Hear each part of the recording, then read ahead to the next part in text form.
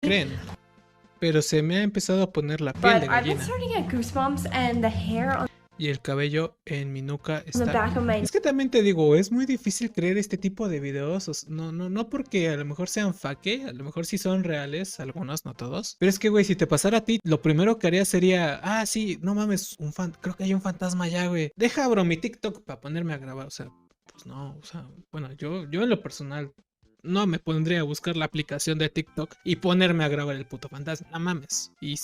No, güey. O sea, es una mamada.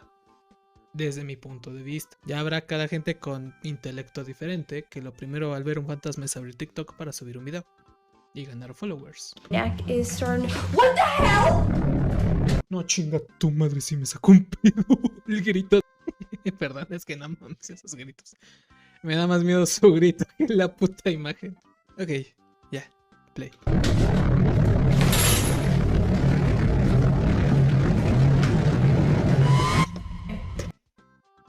Hija de tu puta